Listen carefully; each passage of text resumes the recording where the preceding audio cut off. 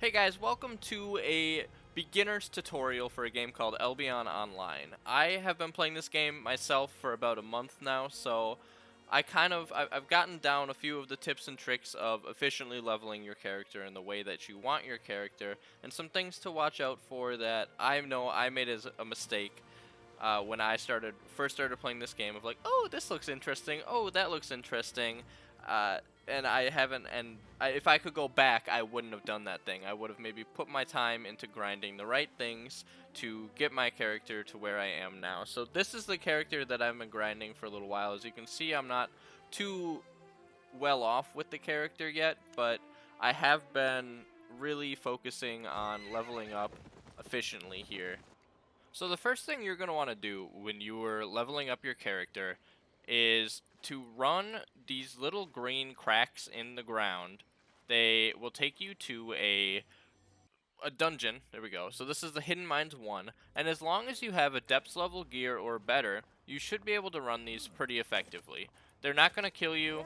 They're going to be pretty easy, and some of the things that you look for when you're doing these is speed and efficiency. So just make it through these as fast as you can. You don't have to worry about collecting everything or picking up all the money off the ground, because that's not where the money in these dungeons comes from. It comes from the loot that you can get from the dungeons. So when you finish a dungeon, you have a chance to get items like upgrades for your own character, like maybe some better armor or something that you would have just had to spend money on. You could also get things for other characters too. Now, if you don't play with friends, or if you don't care about your friends' loadouts, or you're severely behind the friends that you play with, then you can take those to the market. I am outside myself of Tetford, so this is where my base of operations is. But these are anywhere. Anywhere you start in this map, Martlock, wherever else, was that Carleon? Carleon? They should all have green dungeons outside of them. And when you're doing these dungeons, again, they're pretty easy, they're pretty simple. It's just a good way to level up your character in the beginning. Another super efficient way to level up your character in this game is to gather items. So in gathering items, you're not really gathering you're not gathering for the experience.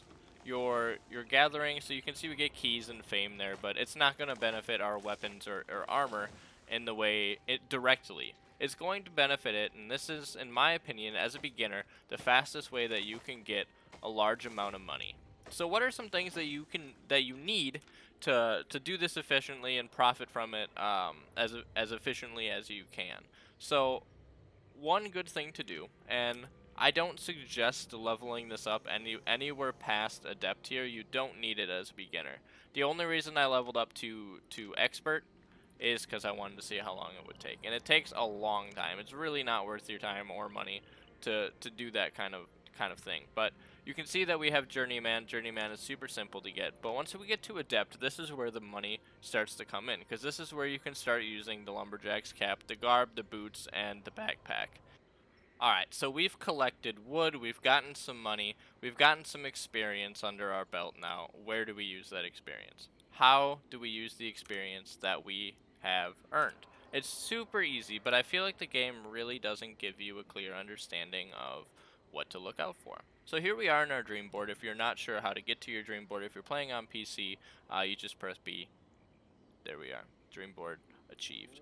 Now, for some of us, this may come naturally. This may just be something that we don't need advice on. But for some of us, it's a little bit more difficult. For me, it was a little more difficult, and for the friends I play with, I know they struggled with it as well.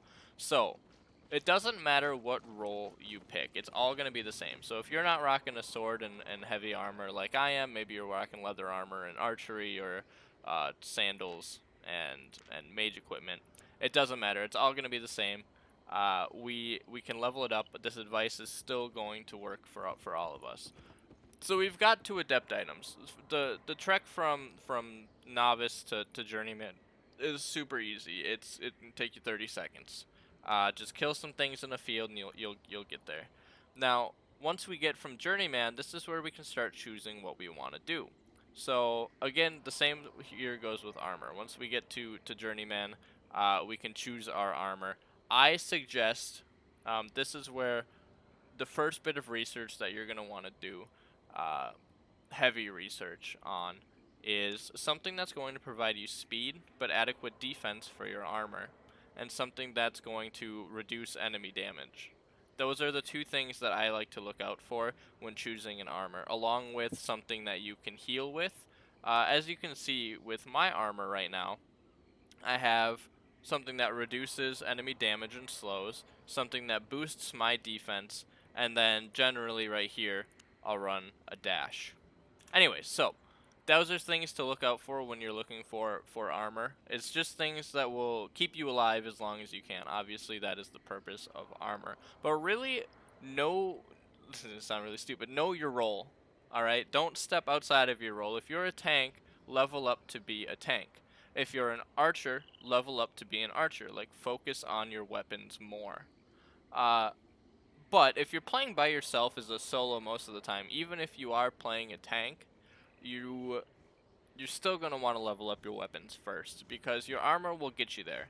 Your armor, as long as you have the base level armor for what you are provided, and we'll get into that here in a second, uh, it's going to get you through the dungeons that you're clearing, the expeditions and everything else. Now, what do I mean when I say what you are provided?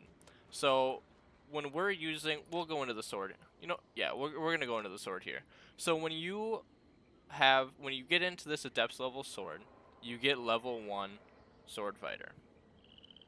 So when you get level 1 sword fighter, you can use these Adepts level items.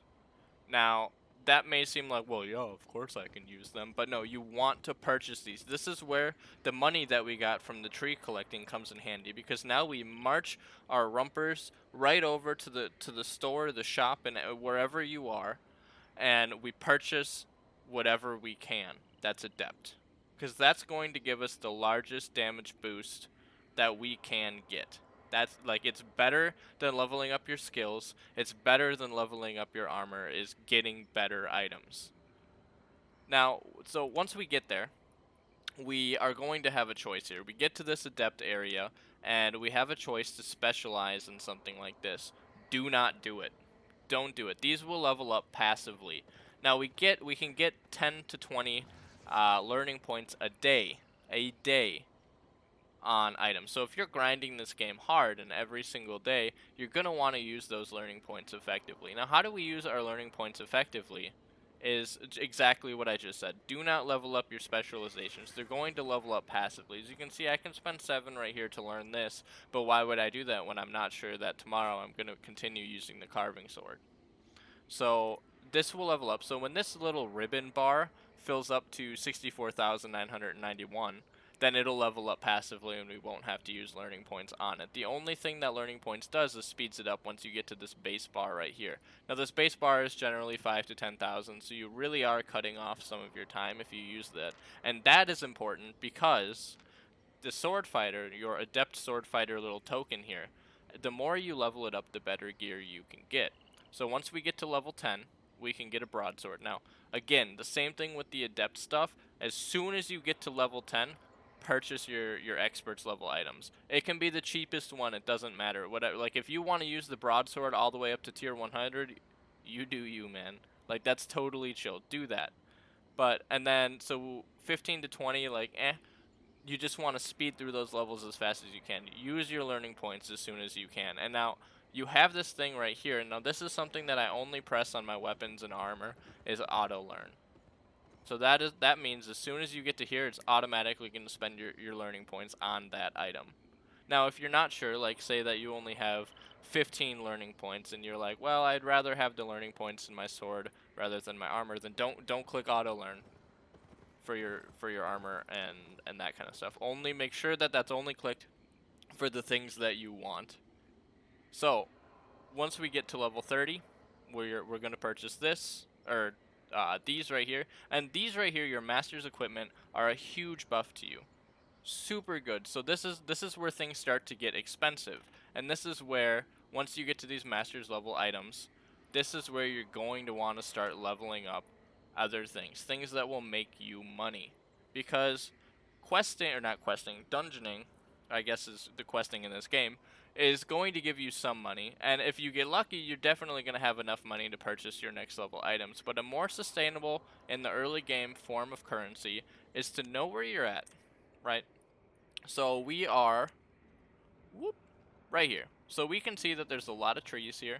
So we're going to want to maybe level up our axe skill so we don't have to travel too far away from where we are to get those items and just sell them straight on the market. You can make 30 to 50,000, which is super good in the early game to purchase better items.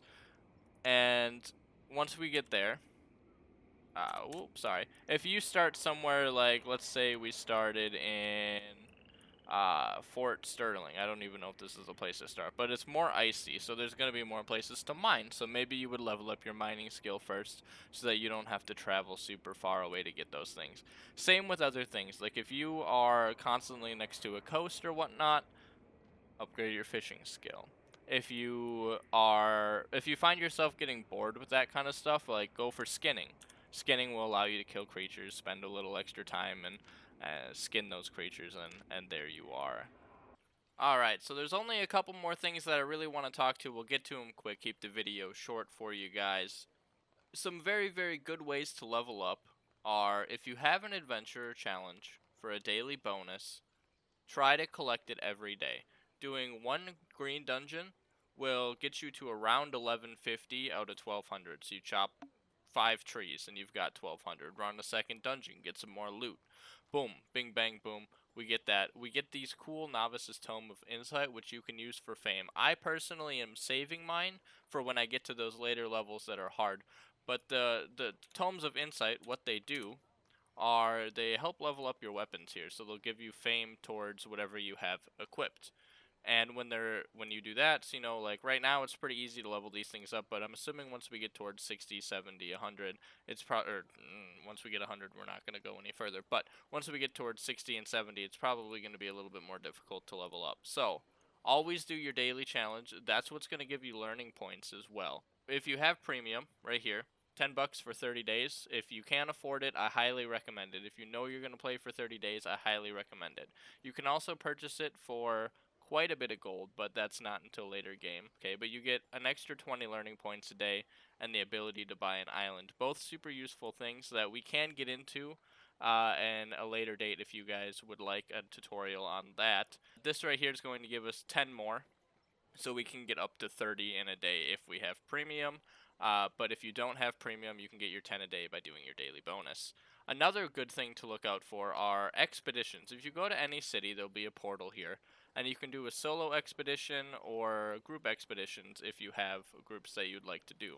Super easy to do. You'll have your tier 3, and the way to get these is just by leveling this up. So it's really all you have to do is kill creatures. Expeditions are a good way to get gold in the early game. So as you see here, upon completion you'll receive 1,000 gold, and for the first completed expedition you get an extra 1,000 gold. So if you have multiple and you plan on running every single one of them, always run your highest level one first, because you're only going to get the daily bonus off of the highest level. Considering that I have a tier 5 expedition, we can do our tier 5 and we'll get 5,000 gold and an expert's royal sigil, which as a beginner you can just sell them on the marketplace and get yourself quite a bit of gold. It's super good for getting that adept and expert gear that we talked about earlier. When we do that, as we go down the line here, you see we get the adept's royal sigil, and then this one doesn't give us anything. So this is also a good thing you can do to combine with your daily bonus if that's all you're doing. If it's just you just by yourself, I usually do my daily bonus with somebody else just so that I get a little friend time, a little 20-minute date time.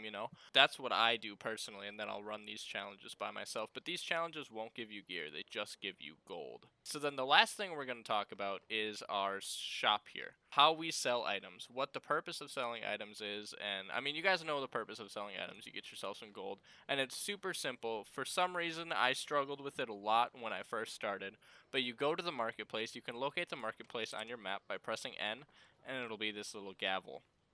Most big cities, it'll go into a different area, and then that's where you do it, just to reduce lag, I would assume. But when you're buying items, you can go to this category and say that you're looking for a bow. You can go for the bow, and now say that you want a tier 4 bow, which is your adept's bow. So here we go. we have an Adept's Bow.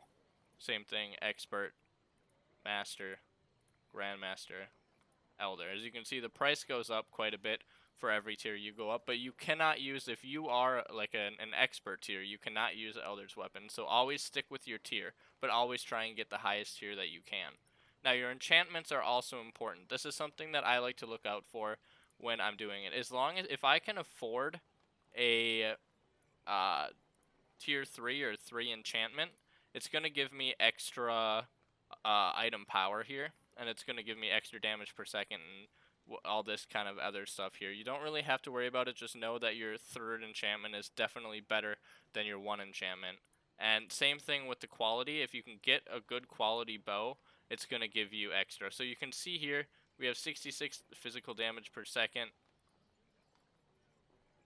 63. So we're only getting 3 extra, so it's really not that big of a deal if you can't afford that kind of item, but always look out for it. Just that small little bit of extra DPS is going to help you clear everything more efficiently. Now the same thing, say you want to get an axe or something like that. You can just find the axe on the list, use it, and there you go. Now this is all you really need to know for this right now. For buying items, you don't have to buy resources or anything like that because you shouldn't be crafting your own gear in the early game. It's a late game thing for once you have everything else leveled up, you start crafting your, or you start collecting your own resources, you get those leveled up, and now you can start making these different kinds of things, these different kinds of weapons. And as you can tell here, let's go to where are we looking here? Melee, we'll go to swords because that's what I go with. We'll go tier 8, 3rd enchantment, masterpiece. You can get quite a bit of money off of these kinds of items, as long as, given that you can find someone to sell it to. The good thing about it is that you don't have to wait. So see right here, I have 2 Adept's Royal Sigils that I'm just going to sell. So right now I can sell 2. It's going to give me 26,709. As you can see up in the top corner, I have 269,000. Total of 51,000. As soon as I sell it, I get that money. So I don't have to wait for someone on the marketplace to buy it, which is such a good, like, I don't know any other MMORPGs that do it this way. Super effective, super good. So if you sell something like that, you're going to get a heck load of money fast. But that helps you because say that you clear those sigils and in that dungeon, you're like, well, now I can afford a master's item. So you just go down here, you sell whatever you need to sell, and hopefully that gives you enough to be able to afford your next tier of item that you need. Now, for me, we're just going to do a little run right now for this. I am severely lacking, as you can see, on these. I haven't leveled them up, and I need to because I can equip experts, and I only have adepts on right now. So we're going to look for an adept's pair of armor. So how do we do this? What does this look like? So we're looking for armors right now. I want tier 5 because that's expert, and I want mastery 3 if I can get it. So here we have a demon armor. That's not what I personally like. I like the guardian's armor, the expert's guardian's armor. This is 200,000 for a tier 5 or a tier 3. Let's see if we can afford a masterpiece. We can afford a masterpiece of expert tier. Now, before we do this, before we buy something here, always check your dream board. If you haven't come and upgraded your equipment recently, here we are. We're at 29 out of 100, meaning that next level we'll be able to use Master's tier. So if we buy this right now, now we've wasted $290,000 silver, 290,000 silver on something that next level we're not going to be able to use. So this is why you always pay attention to your dream board, and this is another mistake that I'm super bad about, is I don't pay attention to that stuff as much as I should. Here I am, I could have been using this for the past 20 levels, and I haven't been. So now I just have to wait and see if we can get a tier 6 item, which is going to be much, much more expensive. With that being said, that is all the tips and tricks I have for you guys, though. If you'd like a more in-depth guide into any of these things, buying, selling, leveling up, anything like that, feel free to drop a comment, like, subscribe, whatever you feel like I deserve, whatever you feel like you're willing to do. And I will be making another video on this if you guys want one, a more in-depth guide. But until next time, friends, I will see you when I see you. Peace, peace.